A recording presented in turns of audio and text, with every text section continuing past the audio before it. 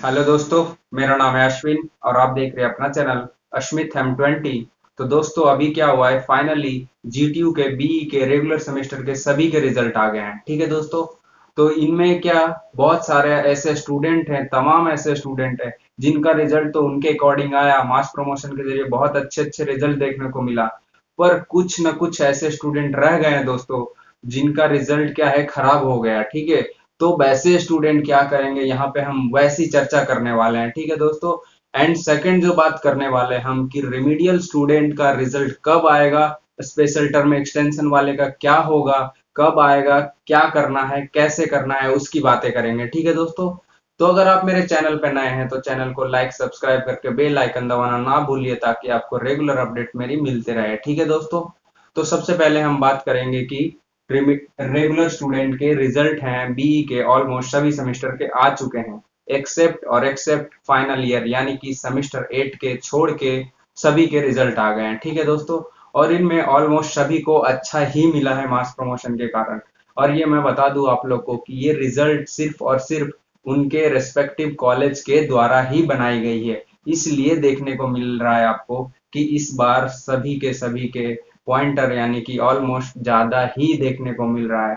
ये वैसे यानी कि कुछ जो एक्स्ट्रा ऑर्डिनरी होशियार स्टूडेंट है, उनके कंपैरिजन में उनकी थोड़ी बहुत कम मार्क्स आई है। ठीक है, पर जो एवरेज और बिलो एवरेज है उनका तो रिजल्ट उनके अनुसार अच्छा ही आया है दोस्तों।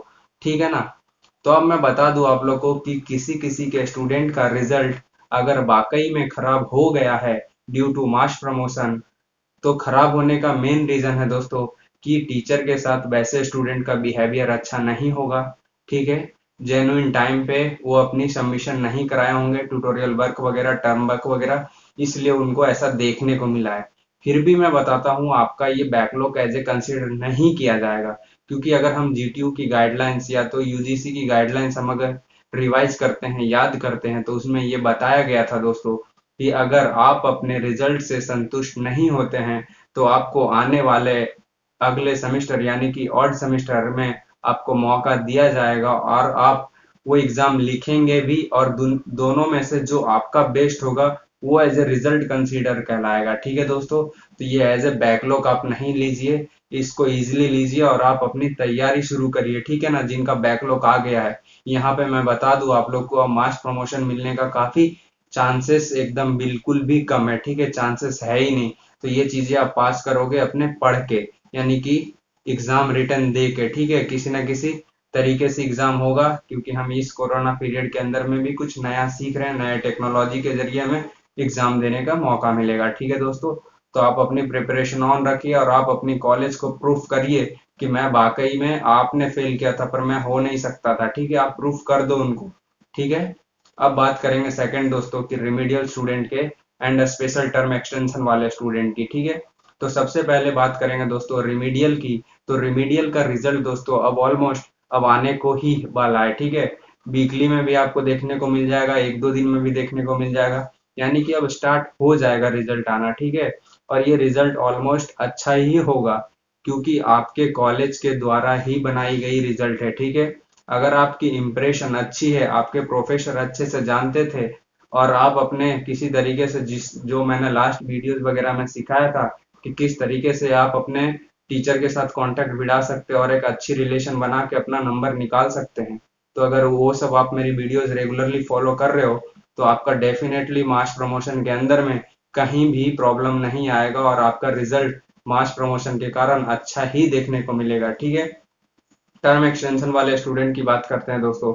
तो टर्म एक्सटेंशन वाले का क्या कहना है कि सर किन्हीं किन्हीं का प्रॉब्लम आ रहा था, तो देखो वैसे स्टूडेंट हैं जिनका वहां मार्क्स नहीं शो हुआ था मिड का, उनको भी मैंने दिखाया था या बताया था कि किस तरीके से आप अपने कॉलेज के रेस्पेक्टिव में, कॉलेज में यानी कैसे बातें कर सकते हो अपनी रिजल्ट को लेकर के। ठीक है, तो वहां भी मैं लोगों को क्लियर किया था, समझाया था, बताया था कि किस तरीके से हमें इन्वॉल्व होना है सिस्टम में, और हमें बताना है कि सर हम कॉलेज के ही पार्ट थे और हम इतने दिनों से गायब थे, या मैं डिटेन होके यहाँ गायब हो गया हूँ। ठीक है, तो भी दोस्तों आप लोग को मास प्रमोशन मिलने वाला है। ठीक है, और वो मास प्रमोशन यानी कि according to your merit based progression मिलने वाला है दोस्तों, और ये देखा जाए तो आपको अच्छा ही मिलेगा। ठीक है,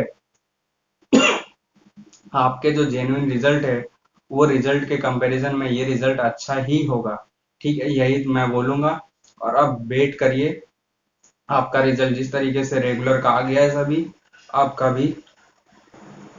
मैं आप लोग को बता दूं दोस्तों कि जो भी टर्म एक्सटेंशन वाले स्टूडेंट हैं, उनका भी मैं किस तरीके से अपने रेस्पेक्टिव कॉलेज में कांटेक्ट करना है वो भी बताया था। ठीक है दोस्तों, अगर आपने मेरी बातें को इम्प्लीमेंट किया होगा तो आप अपने कॉलेज के रिकॉर्ड में भी आए होंगे और आपकी जेन्युइन तरीके से आप आपकी मार्क्स भी बढ़ा होगा। ठीक है दोस्तों, ये मैं कल की बात बताता हूँ, मैं नाम तो नहीं बता पाऊंगा, पर मैं ये बताता हूँ कि कल एक मेरे स्टूडेंट का मेल आया था। उनमें ये बताया जा रहा था कि ये उनका क्या है ना कि दो बैकलॉग यानी कि केटी रह गया है। वो भी किस में रह गया है?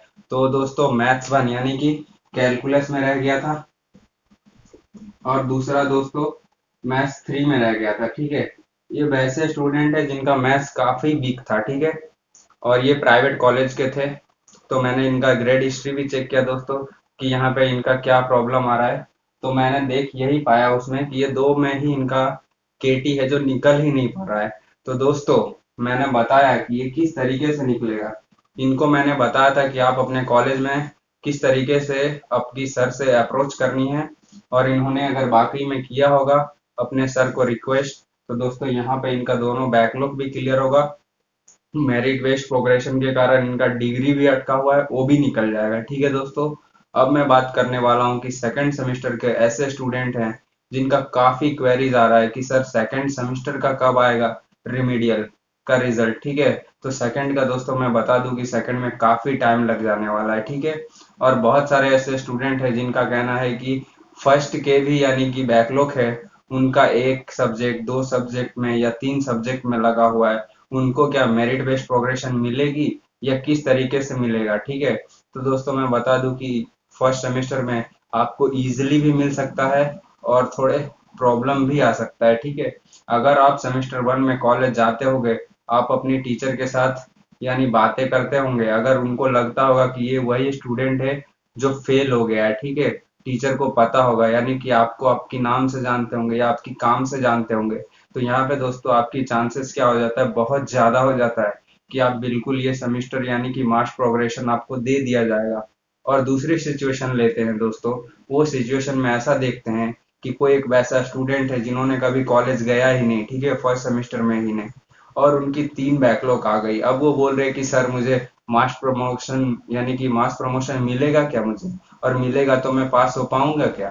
तो उनमें देखो दोस्तों, उसमें भी मास प्रमोशन मिलेगा भी, आप पास भी हो गए, ठीक है, पर मैं ये 100% नहीं बोल सकता हूँ कि आपको अगर तीन बैकलॉग है, चार बैकलॉग है तो चारों के चारों क्लियर कर देंगे। हाँ, अगर आप कॉलेज रेगुलरली जाते, आपको टीचर जानते, या तो आप प्राइवेट कॉलेज से हैं तो आप फी दे रहे हैं, तो आप हक के लिए लड़ाई लड़ सकते हैं। प्राइवेट कॉलेज में तो इजली मोस्टली क्या है ना, सभी को पास कर दिया जाएगा।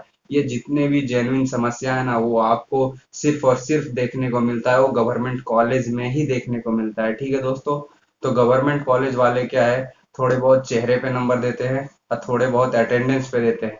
मास प्रमोशन में तो आपको मिलेगा अटेंडेंस के कारण, और जितना नेम एंड फेम आप अपने कॉलेज में कमाते हो ना, उसके बेसिस पे भी मिलेगा।